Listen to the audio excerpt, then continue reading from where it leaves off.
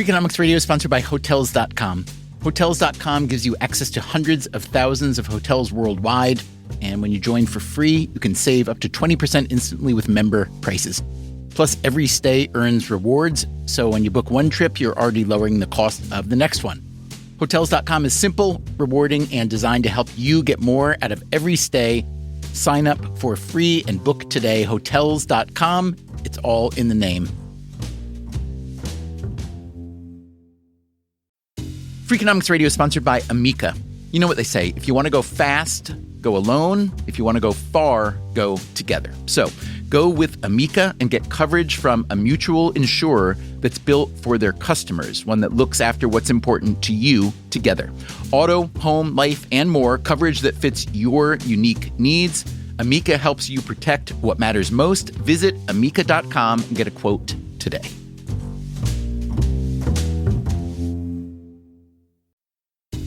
Freakonomics Radio is sponsored by Mint Mobile. Ditch overpriced wireless with Mint Mobile. Cut your wireless bill to $15 a month at mintmobile.com/freak. Upfront payment of $45 for 3 months, $90 for 6 months, or $180 for 12 months. Plan required, $15 per month equivalent. Taxes and fees extra, initial plan term only. Greater than 50 gigabytes may slow when network is busy, includes up to 20 gigabytes hotspot. Capable device required. Availability, speed, and coverage varies. See mintmobile.com.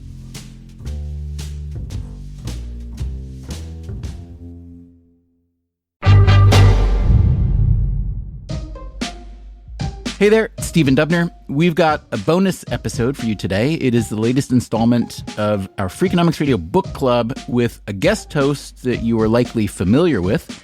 And she is interviewing an author who you're also likely familiar with, especially if you follow the N.B.A. Do you remember back in 2010 when LeBron James became a free agent and he staged a primetime event on ESPN to announce where he was going? And this fall, I'm going to take my talents to South Beach and join the Miami Heat. When LeBron James went to the Miami Heat, it wasn't just a case of the best player in basketball joining a new team. It was the best player in basketball joining a new team that had two of the other best players in the game. Dwayne Wade, who'd been in Miami for a while, and another superstar who joined the Heat the same year as James. It was this guy. Number one,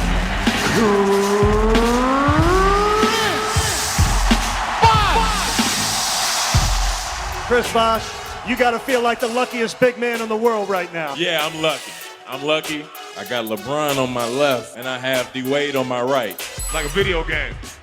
Chris Bosh, LeBron James, and Dwayne Wade were the core of the N.B.A.'s first super team, and they did go on to win 2 N.B.A. championships. Bosh, a 6'11" forward, had started his career with the Toronto Raptors. He was a great scorer, a great rebounder, and he was clutch. Allen for Bosh for the win! Yes! Yes! With a second left! Miami up! 88-86! Chris Bosh! But you want to know what makes Chris Bosh really special? It's his love of books. Eric Spoelstra, my head coach in Miami, he would gift us books every Christmas, and I'd be the only one in the locker room to read it. And that's how I discovered your book, Grit. And, oh man, Grit every day. That is Bosh talking to the author of Grit, Angela Duckworth. Grit, he pounded it in there. I feel like I should, apologize to a lot of young players, too. I'm sure their coaches are handing out, too. Hey, but we won, though. We won. We've got to show some grit. Angela is a psychology professor at the University of Pennsylvania. She's also my co-host on our spin-off podcast, No Stupid Questions. Today, she interviews Chris Bosh about his own book, a memoir called Letters to a Young Athlete. They talk about grit, they talk about their favorite books, and they talk about what it takes to succeed even when the game suddenly changes. To go from, hey, man, we can't wait for you to play, to being radioactive, it was quite an experience. Chris Bosh was just inducted into the N.B.A. Hall of Fame, and today he's on the Freakonomics Radio Book Club. Could things possibly get any better? Chris Bosh in conversation with Angela Duckworth coming up right after this.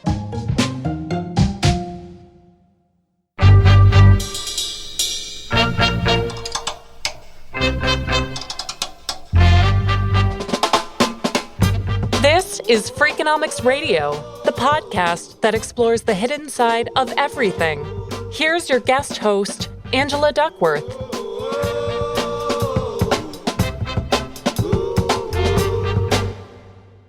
I've spent most of my career studying excellence and what it takes to achieve it. And, as it turns out, so is Chris Bosh. Now, I didn't know whether I would connect with his new book, Letters to a Young Athlete. I'm not necessarily young, nor am I an athlete. But you know what? Those aren't deal breakers. If you want to understand the kind of commitment and rigor that it takes to make the most of your abilities in any field, then you will likely find something resonant in Bosh's story. Here's an excerpt from the introduction. You'll notice this book is called Letters to a Young Athlete. It's modeled on some of my favorite books, like Letters to a Young Poet and Letters to a Young Jazz Musician. Those might seem like strange books for a basketball player to be reading, but I love learning from anyone who can teach me. I hope I can share some of that love with you. One of the things the poet Rilke taught me was part of being wise is accepting that you don't have all the answers right now. And that's okay. It's okay to be full of questions. Try to love the questions themselves as if they were locked rooms or books written in a foreign language, he wrote in Letters to a Young Poet. Don't search for the answers, which could not be given to you now, because you would not be able to live them. And the point is to live everything. Live the questions now. Perhaps then, someday far in the future, you will gradually, without even noticing it, live your way to the answer. Bosh has accomplished a lot for a 37-year-old. He was an 11-time N.B.A. All-Star. He has 2 N.B.A. championship rings. He has an Olympic gold medal, and there's a lot more as well. But when you sit down for a conversation, he might do the TLDR version. I am originally from Hutchins, Texas. I had a 13-year career in the N.B.A., and that was ended due to a pulmonary embolism and then a recurring blood clot after that. And so in the prime of my career, I was forced to retire and I had to pivot. But that's what I did, and now I'm an author. I have 5 children. Chris, I want to ask you about the format of Letters to a Young Athlete and whether you had your 5 children in mind when you decided that in this first book you would use the structure of letters. I mean, I had to wonder, is it secretly a book for your children, or is it literally a book for young athletes? A lot of people ask, is it to your younger self? And there's some of that me speaking to my children as well. But we just felt that there was something intimate about letters. We want to make the reader feel like it was from me to them. And the best books that I've always read throughout my life, it was always a universal message. It didn't matter if you cooked, cleaned, were an engineer, or an athlete. All the books that helped me in athletics were not athletic books. And so I wanted to be able to translate to, the soccer player in the middle of America or an engineer or coder on the West Coast. With a memoir that nods to literary history, it's no surprise that reading is a huge part of Chris Bosh's life. I always enjoyed looking at the people's faces when I was growing up, just, oh yeah, I read. Like, what? A tall black athlete reading, I don't get it. What do you usually see on their face? What, surprise, shock? It's like a look in the eye. It's like a flash. You ever seen somebody's eyes like go big and then come back down like in less than a second?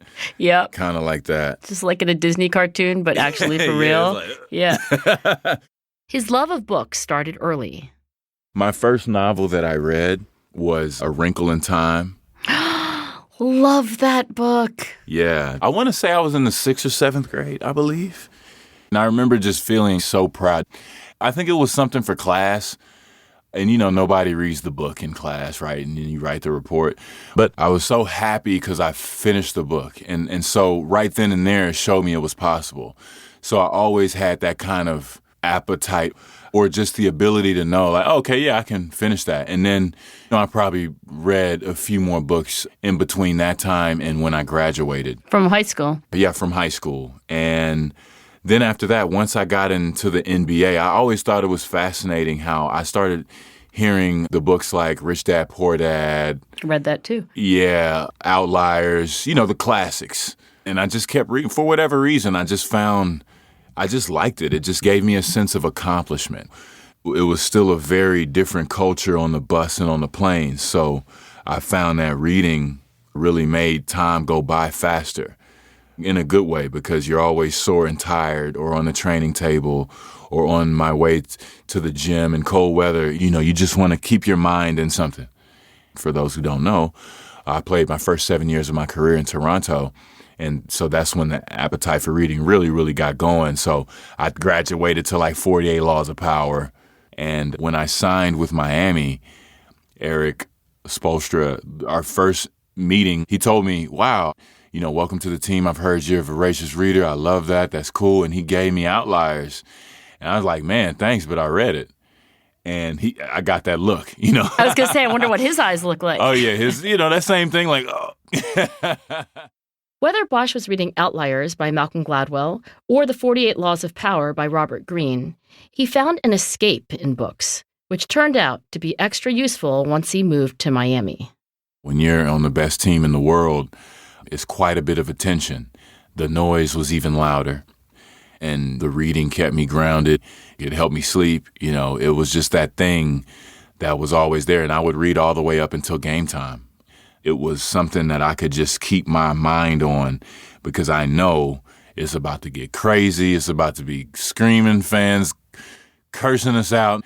This team is going to try to beat us. We got a stressful situation coming up in 62 minutes, and the clock is counting down. But for right now, I'm in this book. Here's a passage from Bosch's own book, Letters to a Young Athlete. In my experience, the best evidence of the way that expanding your mind transfers to athletes has to do with visualization. Whenever I'd read in school, I'd work on visualizing the stories and characters in my head. I could see Harry Potter and his friends going to Hogwarts for another semester to learn magic. I liked that image of the green light across the water in The Great Gatsby. And I found that the more practice I got with that, the better I was able to visualize what happened on the court. Whether it was replaying key moments from a game after they'd happened or anticipating what was going to happen next, there isn't a part of my brain marked basketball visualization and visualization for everything else. There's one part of my brain that's for visualization. And the more I strengthened it in the classroom, the more it helped me out on the court. So you went to Miami, becoming part of, I guess, what's called the first super team. Could you just tell us a story about coming to Miami? Yeah. During basketball, you have what's called a free agency period. And myself, LeBron James, Dwayne Wade, amongst others, an incredible pool of players that could choose anywhere they wanted to go. Before that time, no 3 all-stars, superstars, whatever you want to call them, had chosen to sign at the same time to the same place. We chose to go to Miami, and we all chose to go there in very dramatic fashion. People didn't appreciate that, and it kind of set off this storm. Just to describe to those who don't know, we pretty much had what was called a parade before winning a championship. Here's another passage from Letters to a Young Athlete. From the day LeBron and I signed and joined forces with D. Wade, we were the biggest focus of attention, hate, and criticism in the league. It wasn't just the hate I got from fans and random people on social media. It was from some former players, too. Old school guys would say stuff like, I would never join those other 2 guys. I would try to beat them. Here I was averaging 8 rebounds and almost 19 points a game, and I just felt like shit sometimes. I felt like I deserved the criticism. The worst part was knowing that even though I changed my team, I hadn't changed as a player. I was still hitting the gym, still attacking the game humbly, still working to mesh with my teammates. Getting caught up in a media-driven narrative like that can be shocking if it's never happened to you before. You feel the same on the inside, and yet suddenly you're the bad guy. And maybe this sounds dumb in retrospect, but it really blindsided me. I thought people were going to love watching us play. Oops. Throughout the book, you talk about ego as an enemy. You talk about the difference between ego and confidence. Can you say a little bit more about what you mean? So when you work hard, when you put time into something, that's where confidence comes from, because you've prepared your body, your mind to go through whatever situation you're supposed to go through. Ego is the complaining that comes in your ear. And a lot of people say, oh, man, you need the ego. Well, I think sometimes that can kind of get confused. You want to be confident, for sure, but that comes through having respect for your situation, respect for your teammates. I am confident because we, as a team, put in the preparation. Ego is more like, oh, yeah, I'm going to get the shot in the last minute without even going through the steps to get there. I wonder at what point you figured out the difference between ego and confidence. I mean, if I met 20-year-old Chris Bosh, would I think you were an arrogant little, upstart? Or would you say that you had this intuition from very early? I've probably figured it out in my mid-20s when I got to Miami. And I was never an arrogant player. I've had my flashes of arrogance.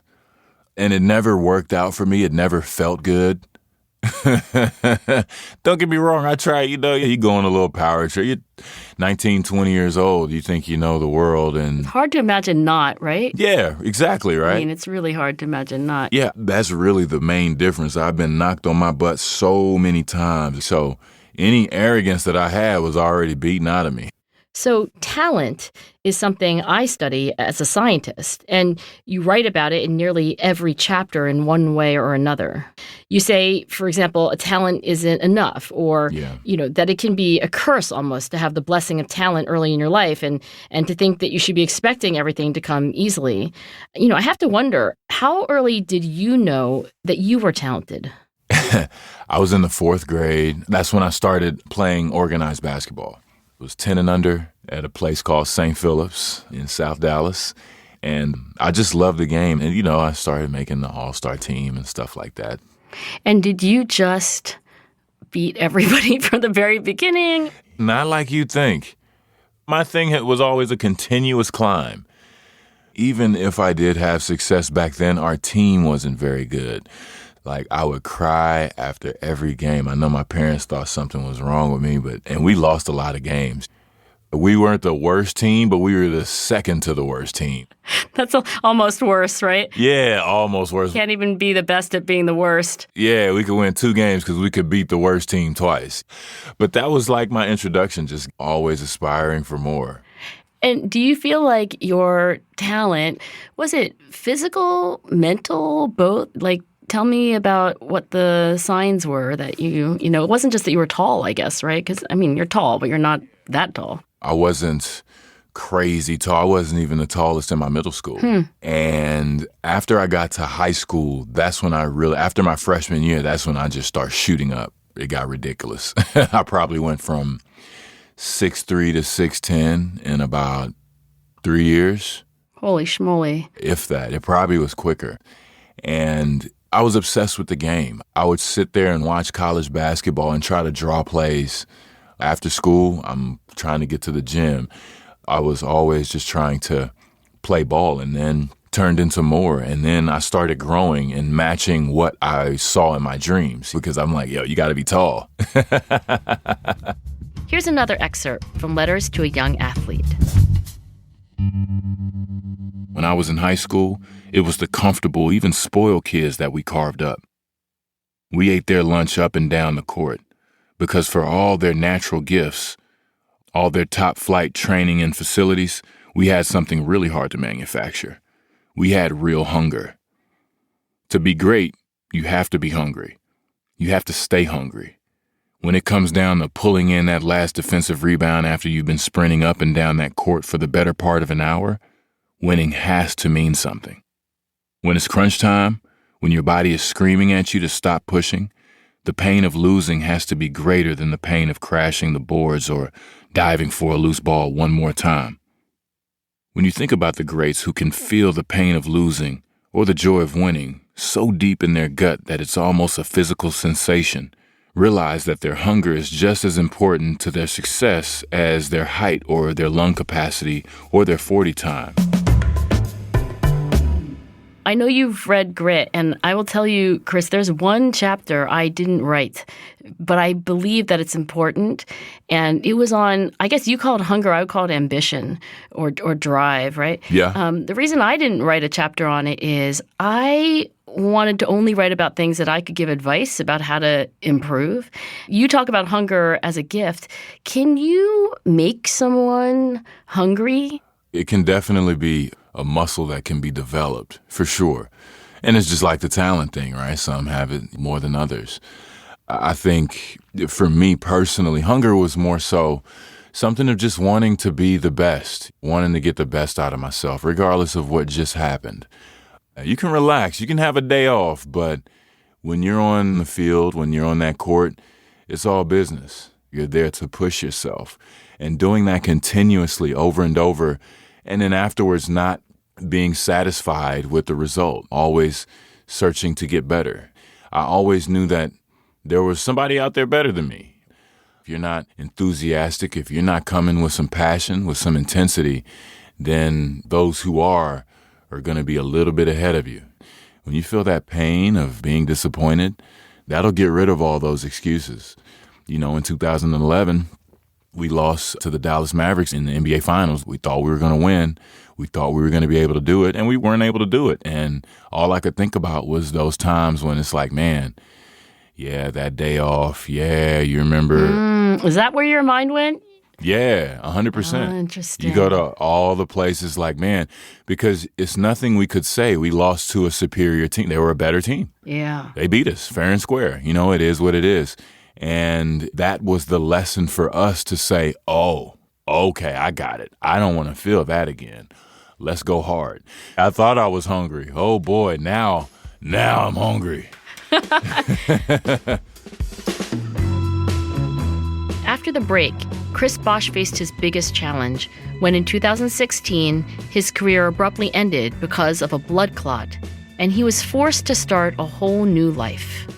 You get into the real world and you're psychologically tormented. And people are telling you, you good. More Chris Bosh and letters to a young athlete after this.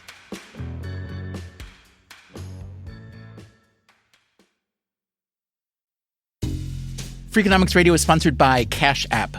Bitcoin is often talked about as an investment, but it was built to be used. With Cash App, you can actually do that. Send Bitcoin instantly, pay at local Square businesses that accept it, or move it to your own wallet whenever you want. It works more like real money and less like something locked in an account. For a limited time, new customers can get $10 added to their balance. Just use code CASHAPP10 when you sign up. And don't forget this part, send at least $5 to a friend in the first 2 weeks.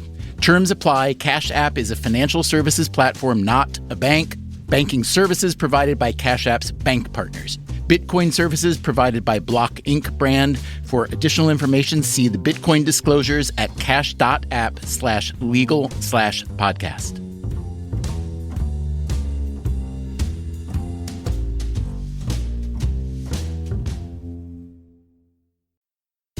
Freakonomics Radio is sponsored by Figure. Did you know that 40% of homeowners own their home outright?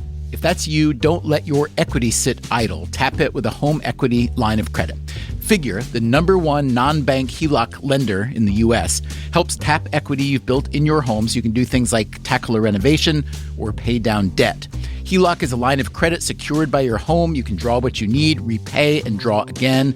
Figure offers a 100% online application. Get approved in 5 minutes and funding in as few as 5 days. It's faster than a bank loan and cheaper than a personal loan. Check your rate today without impacting your credit at figure.com/Freakonomics. This post is sponsored by Figure, NMLS ID 1717824. Figure is an equal housing lender. For more information about their licensing, visit nmlsconsumeraccess.org. Figure's HELOC is subject to credit approval and terms apply. Freakonomics Radio is sponsored by LinkedIn ads. Ever invested in something that didn't live up to the hype? Marketers know that feeling. They optimize for the numbers that look great, like impressions, but then they don't see revenue. LinkedIn has a word for that: bull spend. Instead, you can get the highest ROAS of major ad networks with LinkedIn. Cut the bull spend, advertise on LinkedIn. Spend $250 and get a $250 credit. Go to linkedin.com/Freakonomics. Terms apply.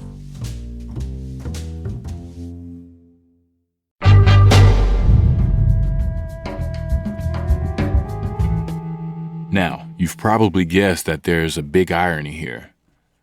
I've spent all this time telling you about durability, and I spent all of the time in my career working to make my body more durable, and yet my career came to an end because of a medical issue I couldn't control.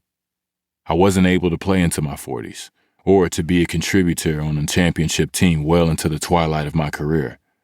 In one sense, I wasn't able to reap the rewards of all the work I put into maintaining my body.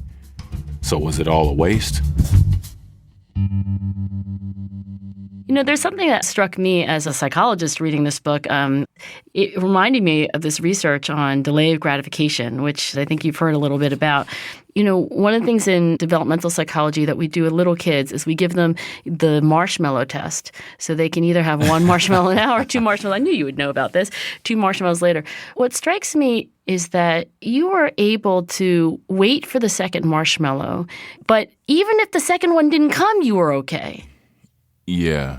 This is me speaking years later. I want a full disclosure. You know what I mean? Older and wiser. Yeah, I had to get to that point. I mean, I never got to live that part of my career. And at the time, I felt it was unfair, you know, and I was able to watch 2 of the greatest players to ever play the game, and LeBron and Dwayne, and even Ray Allen, and just see their secrets and the way that they take care of their body. And I started getting better with it, to get more out of my career. And to be sidelined by something like blood clots, I was just left with more questions and more endless thoughts, you know. I was the one to go to the hospital and say, hey, my calf is sore. So I'm also left with the thought of saying, okay, well, if I wouldn't have went to the hospital that day, I could still be playing. But then again, I left with the other thought, like, that might have been the one that got me, you know. I'm pretty sure it was a good thing to go to the hospital that day. It was a good thing, because the first time was so horrific. Can you just tell the events that led up to you discovering that you had this blood clot problem? Yeah, so you ever had a rib cramp when you run? Yeah, probably not like a real athlete does, but I've had a stitch. Yeah, a little stitch. That's what it felt like at first in my rib. It was 2 instances. The first time was horrific. I had a pulmonary embolism, which turned into a pulmonary infarction. I was in the hospital for almost 2 weeks. So you just collapsed during practice or something? Yeah, I was playing. I played the All-Star game, and then probably 24 hours later, I was like, man, I got to go to the hospital. I'm in a tremendous, tremendous amount of pain. Like, my whole left side of my body was just, I couldn't move. And so I went to the hospital, and then, I went from chest x-ray to, you need to go here. Then CT scan, and they took me to the emergency room. Then they checked me in the hospital, and I was there 5 days. And then when I thought I was leaving, they, hey, Mr. Bosh, yeah, we got another complication. They had to admit me into surgery and clean out my lungs pretty much. Well, my left lung. Right, like roto-rooter your lungs. Yeah, I had built up some gelatinous fluid from the infarction. So I had my lungs drained, which sucks. Oh, my God, it's terrible. They got that long needle and they just poke it in there, and then they didn't drain the whole thing, and I was still short of breath. So that's when they told me, we got to go in there. And so I had tubes in my chest for a little over a week, I want to say. It was a very terrible process. Then the next season, came back, returned to all-star level form by the grace of Most High, and I had a sore calf before all-star break. It's around the same time. It's almost like a horror movie. The same exact thing is happening. So I didn't freak out or anything. I just went to the hospital like, hey, let me make sure just to be safe. And then that's when they told me, hey, yeah, okay, it's a blood clot. And then after that happened, that just set off a chain of events. with doctors, lawyers, and the team, and agents and managers, and that was the last time I played the game. Yeah, so it just pretty much ended abruptly. I found this story to be even more poignant because you wrote about how you were so driven by the desire to prove people wrong at times. So I guess you felt like at the time that this all happened, you were still in the, I've got something to prove here. Like, I want to show you. Yeah, I felt we could compete for a championship. I'm in that third phase of my career, trying to prove myself. That hunger, that ambition. LeBron had went back to Cleveland, and he was playing there, and this was my opportunity, me and Dwayne, to still prove that we're elite players on an elite team in an elite organization. And the plug just got pulled right then. To go from, oh, yeah, hey, man, we can't wait for you to play, to being radioactive, it was quite an experience. To give you some context about retirement in the NBA, Dwayne Wade bowed out at 37. Michael Jordan retired for the second time at age 40. Kareem Abdul-Jabbar was 42. And Chris Bosh, when he played his last game, he was just 31. Here's another excerpt from his new book. I thought the hardest thing I had ever done was win an N.B.A. championship. It turns out that winning a championship was much, much easier than coming to terms with the fact that I'd never play basketball again. It was like a part of me died. It was like a piece of my life was cut from me, stolen, taken before its time. And on top of that, while we're dealing with this, my wife had just had twins. Oh, my goodness. But, I give my compliments to women. You guys are strong. We are definitely the stronger sex. If it was up to men to continue the population, we'd be in trouble. Oh, 100%. Not even a question. Oh, my goodness. Well, maybe it was a blessing in a sense. I mean, I do wonder about, like, the end of people's careers in professional sports is not always like a fairy tale ending. 99% of them are not. Yeah, I was going to say, tell me, because right? I mean, I don't need a statistic, but like, what happens to players after they retire from the NBA? So I was having a conversation with a buddy of mine. I said, it didn't end the way it's supposed to end. He said, it never does. It never does, man. That last lap around, that doesn't happen. That happens every so often. And that's what I had to learn. Oh, this is what an athlete does. We crash and burn. Athletes should prepare themselves for that. And then you get into the real world and you're psychologically tormented. And people are telling you, you good. I have another good friend. He just retired from playing overseas basketball. I say, yo, how long have you been playing basketball at a serious level? Like hours a day. He thought about it. And I think he's about 36. He said, okay, yeah, easily 18 years. I said, bro, that's more than half your life. We don't even know who we are. We have to take time to get to know ourselves, know our family, know our situations, even know the real world. You got to go to the grocery store. You got to go get some keys made. You got to go vote. We have to catch up with the rest of the world. And even in that, we have to know ourselves and know our interests and know what we like. Many high performers that I study, athletes and non-athletes, they want habits and they're very intentional about them. I am a habitual person for sure. That was one of the things that helped me in transferring to this other life, because I was like, man, why am I so cranky? Why am I so mad at the world right now?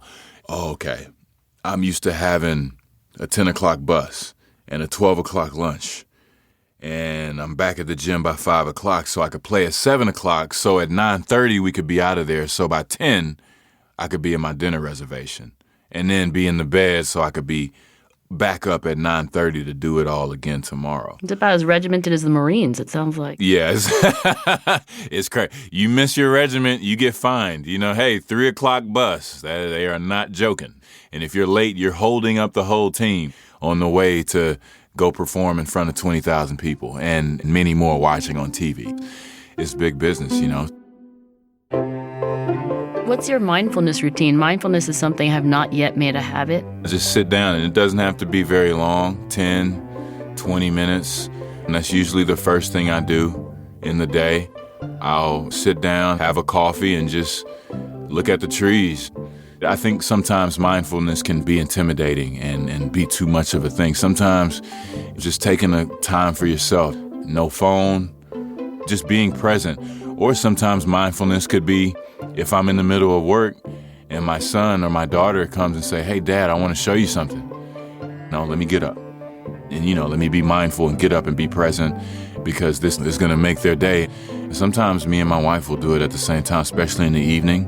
After we've put the kids to bed, we'll sit up and just look at the stars and just sit there, hear each other's silence and just be in that space. And I think that should be included as well. That was Chris Bosh in conversation with Angela Duckworth. His book is called Letters to a Young Athlete from Penguin Press. Audio excerpts are courtesy of Penguin Random House Audio, read by the author. If you want to hear more episodes of the Freakonomics Radio Book Club, including a pair of exclusive brand new episodes that you can't hear anywhere else, go to your favorite podcast app and get the Freakonomics Radio Book Club. Freakonomics Radio is produced by Stitcher and Renbud Radio, and it's part of the Freakonomics Radio Network, which also includes No Stupid Questions, Freakonomics MD, and People I Mostly Admire. This episode was produced by Brent Katz. Our staff also includes Allison Craiglow, Greg Rippin, Joel Meyer, Trisha Bobita, Zach Lipinski, Ryan Kelly, Mary Duke, Emma Terrell, Lyric Bowditch, Jasmine Klinger, Eleanor Osborne, and Jacob Clementi. Our theme song is Mr. Fortune by the Hitchhikers. The music for this episode was composed by Luis Guerra, Michael Riola, and Stephen Ulrich. As always, thanks for listening. Out of curiosity, how much are the fines? Oh, it depends on the team, like 500, 1,000, 2,000, and then it increases. A pink slip will be in your locker if you're late or if your phone goes off. So my phone has been on silent, man, for almost 20 years. The Freakonomics Radio Network. Stitcher.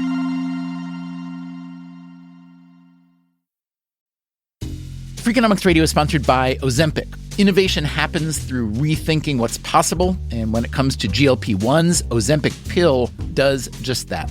Learn more about Ozempic semaglutide tablets, 4 and 9 milligrams, by calling 1-833-OZEMPIC or visit Ozempic.com to view the medication guide and ask your doctor what's possible with FDA-approved Ozempic pill.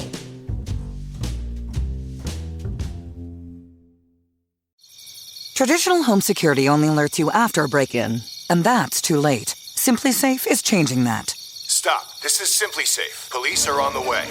We don't just alert. We stop crime before it starts. SimpliSafe. Plan starting around $1 a day. Save 50% on your new system with professional monitoring at simplisafe.com/SXM or with promo code SXM.